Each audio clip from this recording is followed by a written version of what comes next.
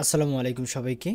আজকে আমরা তোমাদের দ্বন্দ্বের সঙ্গে করি সন্ধি এই অধ্যায়ে তোমাদের যে সকল একক কাজ, দলগত কাজ এবং ছক পূরণ রয়েছে সকল প্রকার কাজের সমাধান আজকের এই একটি ভিডিওতে দেখব। ভিডিওটি তোমরা শেষ পর্যন্ত অবশ্যই দেখবে। তো চলো দেখে নেই তোমাদেরকে প্রথমে কোন কাজটি করতে হবে।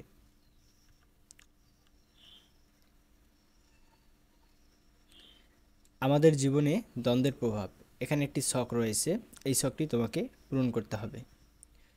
তার আগে বলে নেই, তোমরা উপরের যে পড়াগুলো রয়েছে তোমরা অবশ্যই এগুলো সম্পূর্ণ রিডিং পড়বা, তা না হলে কিছুই বুঝবে না। এবার চলো আমরা এই ছকটি কিভাবে পূরণ করবা দেখে নেই।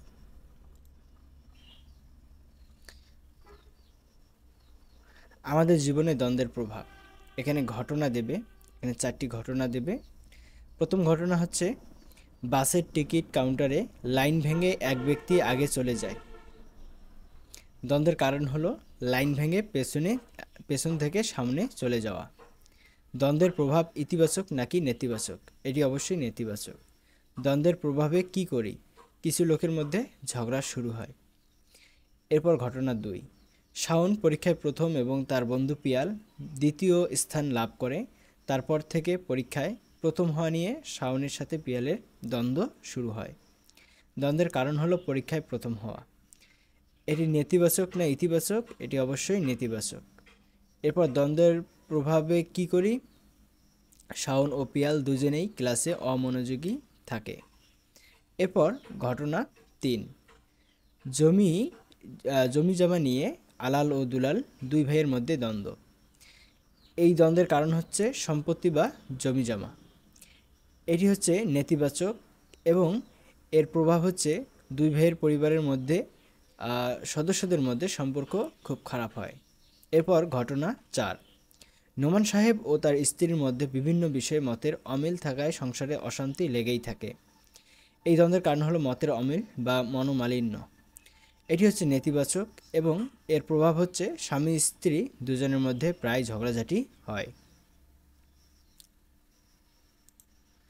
আশা করি তোমরা এই ছকটির সমাধান পেয়েছো। এবার চলো আমরা পরবর্তী ছকে কি করতে হবে সেটি দেখে নেই। তার আগে অবশ্যই তোমরা এই যে ঘটনাগুলো রয়েছে এই ঘটনাগুলো অবশ্যই তোমরা পড়ে নেবা 1 থেকে 2 বার। আমরা পরের যে ছকটি রয়েছে দ্বন্দ্বের সমাধান, এই ছকটি আমাদেরকে পূরণ করতে বলা হয়েছে। তো এখানে দেখো 4টি এখানে ঘটনা রয়েছে। তো দ্বন্দ্বের সমাধান, ঘটনা 1, দ্বন্দ্ব সমাধান করার কৌশল। তো উপরে ঘটনার আলোকে এই সমাধানগুলো আমরা এখানে সাজিয়েছি। গানটি শিখে নিতে সম্মত হওয়া, ধন্যবাদ দেয়া, অন্যের পছন্দের প্রতি গুরুত্ব দেয়া। স্বাস্থ্যকর বা অস্বাস্থ্যকর? এটি স্বাস্থ্যকর। স্বাস্থ্যকর বা অস্বাস্থ্যকর মনে করার কারণ হলো দ্বন্দ্বে না জড়িয়ে পরামর্শের ভিত্তিতে সিদ্ধান্ত নেওয়া। এমন পরিস্থিতিতে আমি কি কৌশল নিতাম? এমন গান বাছাই করতাম যেটি দুজনেই পারি। এরপর ঘটনা 2, হ্যাঁ অথবা না বলতে না পারা, বাড়িতে অনুপস্থিত থাকা, যথাযথ কারণ না বলা।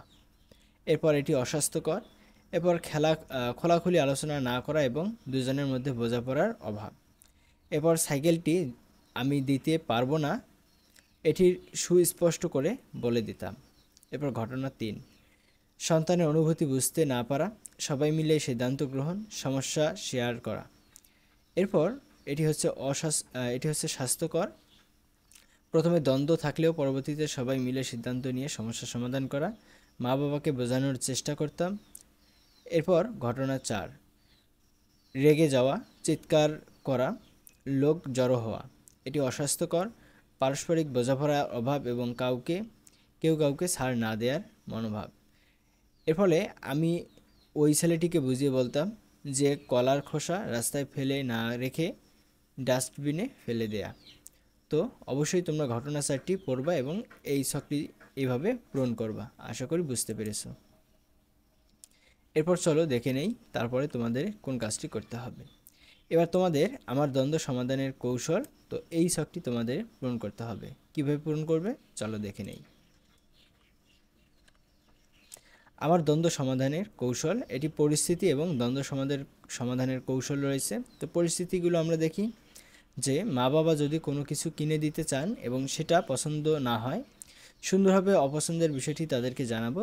এর পেছনে যৌক্তিক কোনো কারণ থাকলে তাও বলবো। আমার পছন্দ মতো জিনিসটি কিনে দিতে অনুরোধ করব।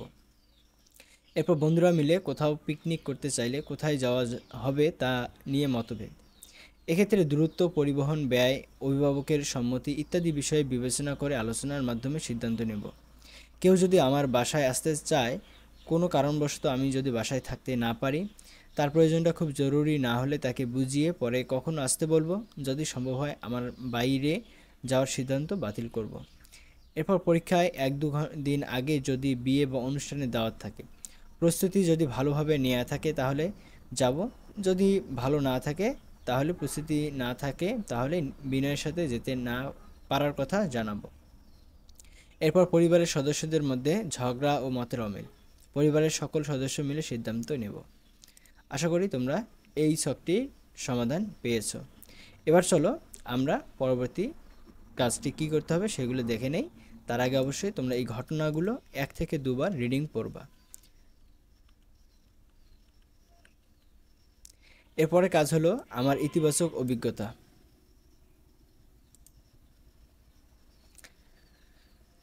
আমার ইতিবাচক অভিজ্ঞতা, তো এটি কিভাবে তোমরা পূরণ করবে চলো দেখে নেই।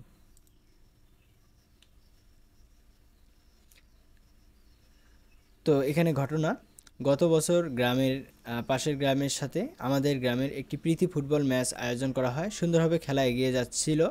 হঠাৎ খেলার মাঠে একটি অনাকাঙ্ক্ষিত ফাউল হয় এবং রেফারি লাল কার্ড দেখায়। এতে বিপক্ষ দলের খেলোয়াড়গণ উত্তেজিত হয়ে পড়ে। এ পর্যায়ে ঘটনাটি মারামারিতে রূপ নেয়। ইতিবাচক অভিজ্ঞতা, এমতো অবস্থায় আমি আমার দলের ক্যাপ্টেন এর সাথে আলোচনা করে দ্রুত বিষয়টি দর্শক সারিতে থাকা গ্রামের বিশিষ্ট জনদের জানাই। তারা প্রথমেই দুই পক্ষকে শান্ত করে পরবর্তীতে রেফারির সাথে আলোচনা করে সম্পূর্ণ বিষয়টি অর্থাৎ লাল কার্ডের বিষয়টি পুনরায় বিবেচনা করার অনুরোধ করেন। রেফারি সার্বিক বিষয়ে বিবেচনা করে লাল কার্ড উঠিয়ে নেন এবং বিষয়টি সমাধান হয়ে যায়।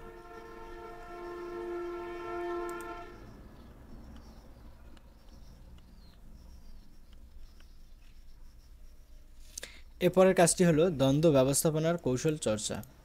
তো এটি তোমরা কিভাবে পূরণ করবা চলো এই ছকটির পূরণ দেখে নেই। তো এখানে ঘটনা বা পরিস্থিতি, এখানে তোমরা দুটি ঘটনা দেবে, যার সাথে দ্বন্দ্ব এবং দ্বন্দ্ব সমাধান করার জন্য তখন যে কৌশল নিয়েছিলাম ওই ঘটনা আবার ঘটলে যে কৌশল ব্যবহার করে দ্বন্দ্বের সমাধান করতে চাই। তো দেখো প্রথম যে ঘটনা, আমার এক বন্ধু গল্পের বই পড়তে নিয়ে আর ফেরত দেয় না। আমি ফেরত চাইলে সে বিষয়টি অস্বীকার করে। দ্বন্দ্বের সাথে যার সাথে দ্বন্দ্ব সেটি হচ্ছে বন্ধু। তো দ্বন্দ্ব সমাধান করার জন্য তখন যে কৌশল নিয়েছিলাম তার সাথে ঝগড়া করি এবং কথা বলা বন্ধ করে দেই। ওই ঘটনা আবার ঘটলে যে কৌশল ব্যবহার করে দ্বন্দ্বের সমাধান করতে চাই সেটি হলো প্রথমে বন্ধুকে বোঝাবো যে ওয়াদা করলে তা রাখতে হয়, যদিও তাও না বুঝে তাহলে বন্ধুকে বইটি উপহার হিসেবে দিয়ে দেব। এর পরবর্তীতে বন্ধুদের সাথে পিকনিক যেতে চাইলে মা বাবা পরীক্ষার কথা চিন্তা করে নিষেধ করেন। এখানে মা বাবার সাথে রাগ দেখায় এবং সেদিন দুপুর এবং রাতে না খেয়ে থাকি। এরপর মা বাবাকে বলতাম পরীক্ষার প্রস্তুতি ভালোভাবে নেওয়া আছে, এছাড়া সব বন্ধু যেহেতু যাচ্ছে আমি না গেলে বিষয়টি ভালো দেখাবে না। আশা করি এই ছকটির সমাধান বুঝতে পেরেছ। চলো এরপরে কি আছে, যে পরিকল্পনা অনুযায়ী আমার পদক্ষেপ ও অভিজ্ঞতা।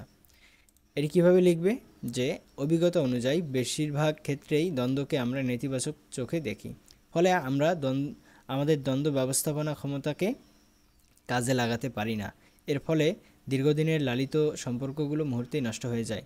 নিজের প্রতি আস্থা ও বিশ্বাস রেখে সচেতনভাবে আমরা নিজেদের পরিস্থিতির উন্নতিতে অবদান রাখতে পারি।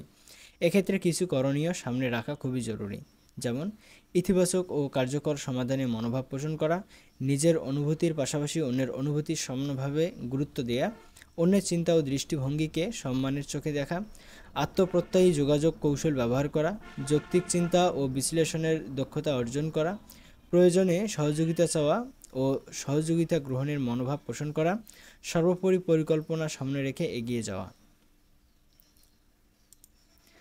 আশা করি তোমরা এই অধ্যায়ে তোমাদের যে সকল কাজ রয়েছে এই সকল কাজের সমাধান বুঝতে পেরেছ। তো এটি হচ্ছে তোমাদের সর্বশেষ অধ্যায়। এর পূর্ববর্তী যে অধ্যায়গুলো রয়েছে তার সমাধান দেখতে অবশ্যই আমাদের চ্যানেলে গিয়ে দেখতে পারো। সকলে ভালো থাকো, সুস্থ থাকো, আল্লাহ হাফেজ।